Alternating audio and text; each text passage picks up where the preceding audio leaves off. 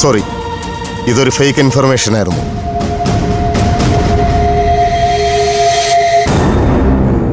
കല്യാണ പെണ്ണ് അണിഞ്ഞിരുന്ന സ്വർണം മുഴുവൻ ഫേക്കായിരുന്നു. ആരും ഒന്നും മോഷ്ടിച്ചിട്ടില്ല.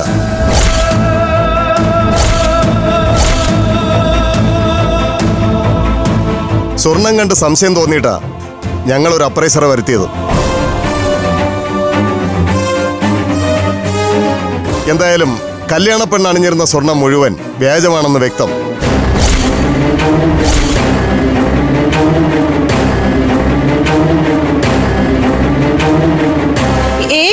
അങ്ങനെ വരാൻ ഒരു വഴിയുമില്ല.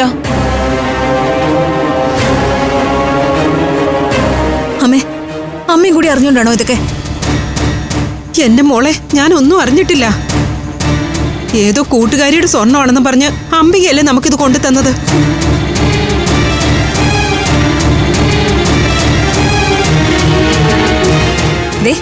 ഡ്യൂപ്ലിക്കേറ്റ് സ്വർണം ഞങ്ങളുടെ തലയിൽ കെട്ടിവെച്ചിട്ട് 33 ലക്ഷം രൂപയാ നിങ്ങൾ തട്ടിയെടുത്തത്.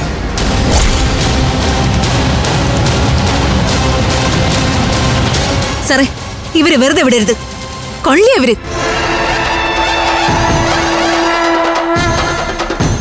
അയ്യോ, എന്റെ പൊന്നു ദിവ്യ മോളെ, എന്റെ പൊന്നു സാറേ, ഇനി ഞാനൊരു സത്യം പറയാം.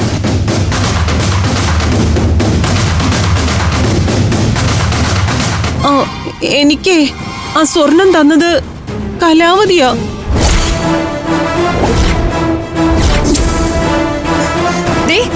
കലമയെ കുറിച്ച് അനാവശ്യം പറഞ്ഞാലുണ്ടല്ലോ.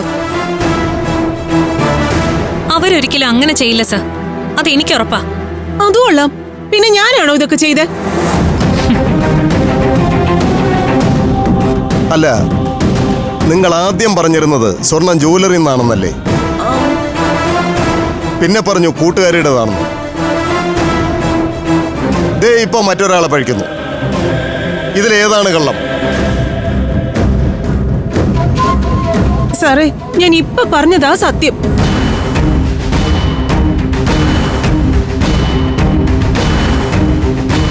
ആരാരുടെ മേല് പഴിചാരിയാലും നഷ്ടം വന്നത് എനിക്കാ.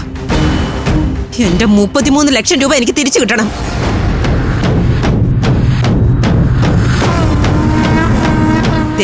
എന്നെ തട്ടിച്ചത് നീ അംബിക. എനിക്ക് വേറെ ഒന്നും അറിയണ്ട. സർ, ഇവർക്കെതിരെ കേസെടുക്കണം.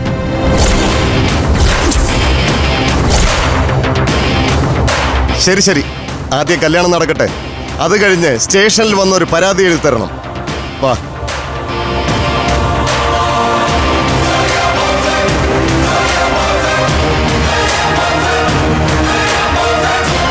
ഇല്ല, ഇനി ഈ കല്യാണം നടക്കില്ല.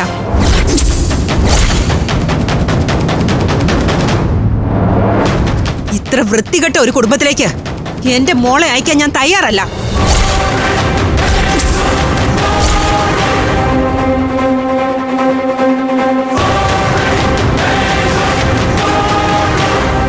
അമ്മേ, ആ തീരുമാനം അമ്മ മാറ്റിയേ പറ്റൂ.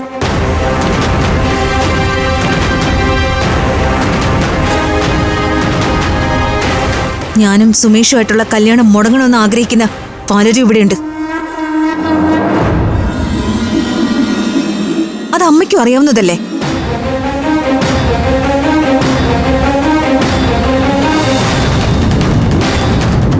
അങ്ങനെ അവരിപ്പോ സന്തോഷിക്കണ്ട.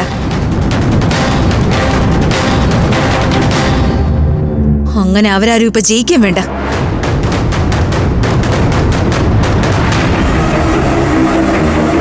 ഞാനും സുമേഷുമായിട്ടുള്ള കല്യാണം തീരുമാനിച്ചുറപ്പിച്ചതുപോലെ ഇന്ന് ഇവിടെ വെച്ച് നടന്നേ പറ്റൂ.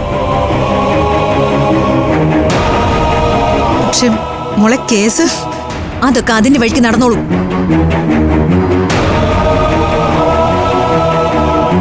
എന്റെ കഴുത്തിൽ ഒരു മഞ്ഞ ചരടിൽ കോർത്ത താലി മാത്രം മതി.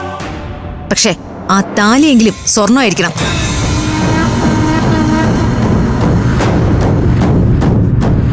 രാഹുകാലം കഴിഞ്ഞിട്ടില്ല. ഇനിയും കല്യാണം നടക്കും. മോള് വാ. ഫ്ലവേഴ്സ് ഒരുക്കുന്ന കാഴ്ച വസന്തം യൂട്യൂബിൽ പ്രേക്ഷകർക്ക് ലൈവായി കാണാം. ഫ്ലവേഴ്സ് കോമഡിയിൽ ജോയിൻ ചെയ്യൂ, ആസ്വദിക്കൂ.